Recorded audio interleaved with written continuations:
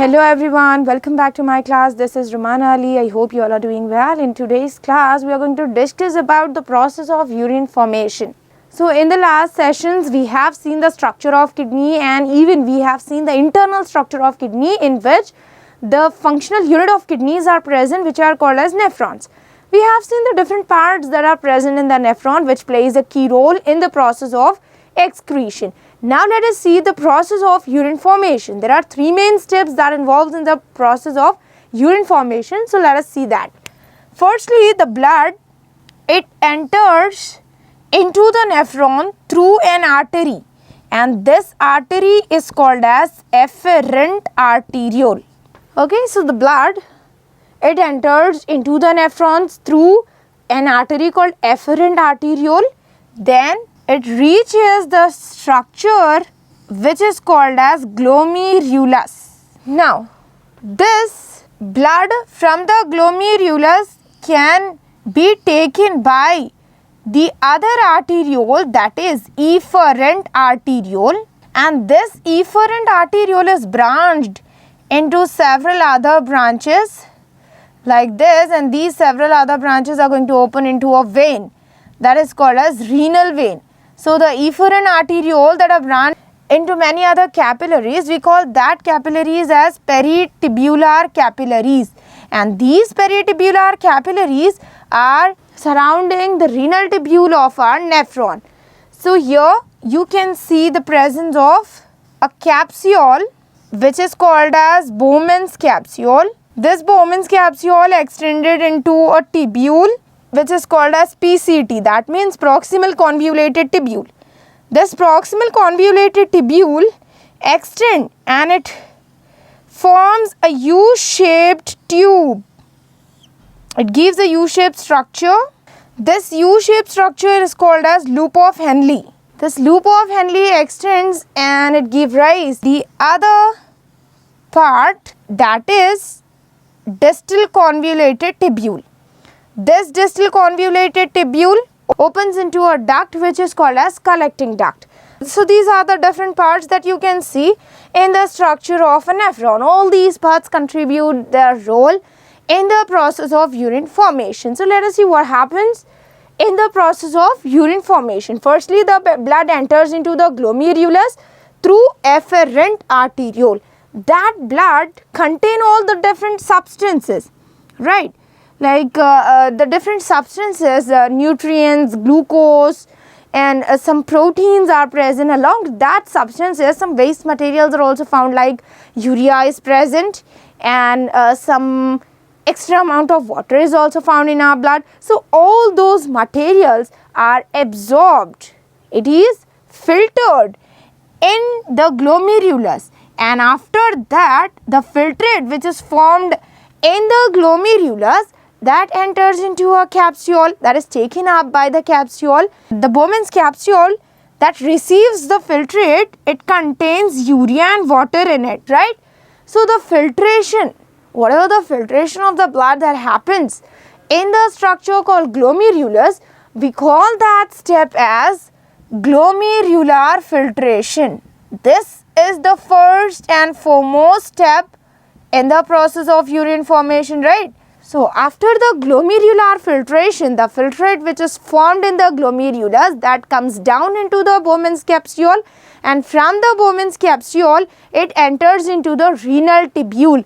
Renal tubule shows three main parts: PCT, loop of Henle, and DCT. When the filtrate enters into the PCT, now the other step of urine formation starts in this tubule. So here the reabsorption is going to happen. The filtrate which enters into the PCT, it contains a lot of useful substances. We cannot easily eliminate that useful substances. We should not eliminate that useful substances from our body. It should be reabsorbed by our blood. Now what happens?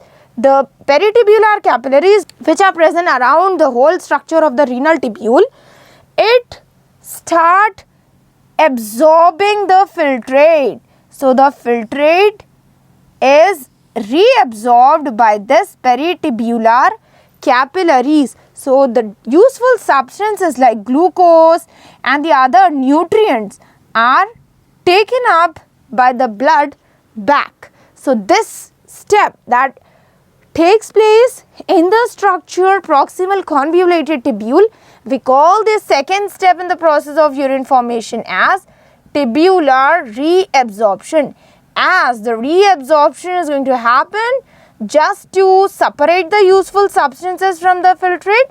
We call this step as tubular reabsorption, and it takes place in the proximal convoluted tubule.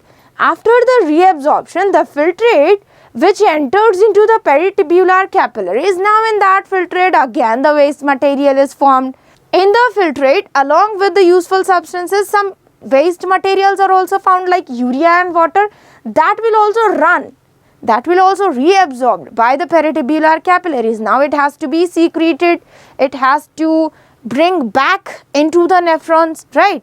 So now the DCT, it starts secreting. So distal convoluted tubule, it starts secreting the excretory material from the blood. So this is how the secretion occurs in the tubule again. So we call the third step as tubular secretion, which is also an important step. So due to the tubular secretion only, the waste material which enters back into the blood can be secreted back by the tubule, right? So this step is called as tubular secretion. After the tubular secretion, whatever the filtrate is formed in the distal convoluted tubule will be called as a urine, and that urine contains all the nitrogenous waste and the different waste products of our body that can be collected by the collecting duct, and it can be eliminated out of our body. In this way, the process of urine formation takes place by the three main steps. One is glomerular filtration. Firstly, the blood gets filtered in the glomerulus, not completely. The filtrate which is formed in the glomerulus, we cannot call that filtrate as a urine because it contains so many useful substances. So if the filtrate contains useful substances in it, then we cannot call that filtrate as a waste material. Now after the glomerular filtration, when the filtrate enters into the Bowman's capsule and then into the PCT, then reabsorption would happen. Reabsorption would occur with the help of peritubular capillaries. The blood which is present in the peritubular capillaries, it can reabsorb all the useful products that are there in the filtrate. Along with the useful substances, again the waste products are going to taken back by the blood. Now what happens? So the third step is going to happen. The third step is tubular secretion. The waste material is secreted by the tubule, and that waste material forms the urine, and that urine can be eliminated from our body.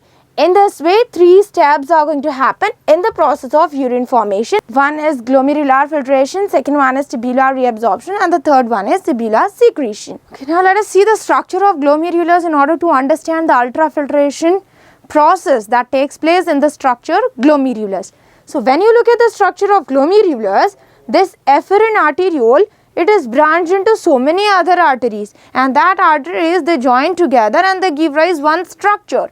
That structure is called as glomerulus, and this glomerulus further extended and it results in the formation of one more artery, that is efferent artery. So when you look at the structure of glomerulus, then the surface of the glomerulus, the outer boundary of the glomerulus is surrounded by a membrane.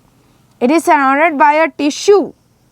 The cells are present on the outer surface of the glomerulus, and we call this layer as endothelium. So below the endothelium, you can find some pores in the glomerulus. Some holes are present in the structure of glomerulus, and that holes are called as fenestra. One more membrane is found in between the Bowman's capsule and the glomerulus, and that membrane is called as base membrane, basement membrane. So all these are the different layers, different filtration membranes through which the filtrate has to get passed and move into the Bowman's capsule.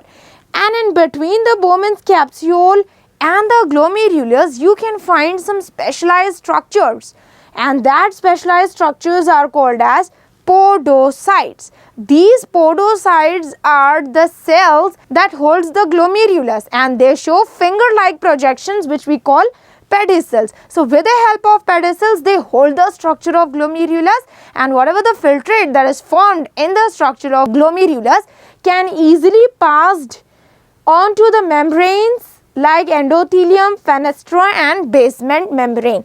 So there are three filtration membrane that you can see in the structure of glomerulus, through which the filtrate enters into the Bowman's capsule, and that are endothelium, fenestra and basement membrane. So this is about the structure of glomerulus. Now let us see what is the meaning of GFR. GFR stands for glomerular filtration rate. So the glomerular filtration rate can be defined as the rate at which glomerular filtrate is being formed. So glomerular filtrate which is formed in the glomerulus will be 125 milliliter per minute. Within a minute, 125 milliliter of filtrate can be formed in the structure of glomerulus. And if we calculate the glomerular filtration rate per day, then it will be 180 liter. 180 liter, we cannot eliminate 180 liters of urine in a day. It is next to impossible. So the filtrate which enters into the Bowman's capsule from the glomerulus, it will be reabsorbed by the blood, so that the urine which is formed will be in a lesser quantity, and it will be in an average amount that can be easily eliminated by a human body. This is how the structure of glomerulus is, and the rate at which the glomerular filtrate is being formed. Okay, now let us see the different pressures that you can see during the ultrafiltration of the blood in the structure of glomerulus. We know that some holes are present, fenestra, which we call fenestra. Through that hole, the blood, after it gets purified, after it gets filtered in the glomerulus, that means after the ultrafiltration of the blood, whatever the filtrate which is formed in the glomerulus, it enters into the Bowman's capsule. So now when the filtrate starts entering the Bowman's capsule, at that time you can see the different pressures that are formed.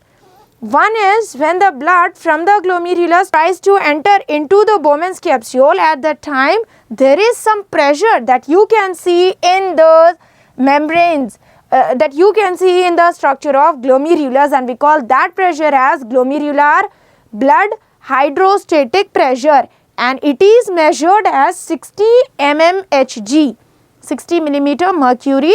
It's a unit of the pressure that is shown, that is exerted by the glomerulus. So when the filtrate starts entering the Bowman's capsule, at that time a pressure is exerted by the glomerulus, and we call that pressure as GBHP. Now when the filtrate starts entering the Bowman's capsule, at that time there are two more pressures that can be formed, and that pressures are not allowing the filtrate to move into the Bowman's capsule. So here one pressure is exerted by the capsule itself. The liquid, the fluid which is present in the Bowman's capsule, that exerts some pressure. That exerts some pressure over the glomerular filtrate not to enter into it. But one more pressure you can see that is exerted, that is formed due to the proteins. In the filtrate, certain proteins are present like albumin. So we'll take an example of albumin proteins. These kind of proteins are present in the filtrate that is formed in the glomerulus. So these proteins cannot passes the holes called fenestra. They cannot cross the fenestra.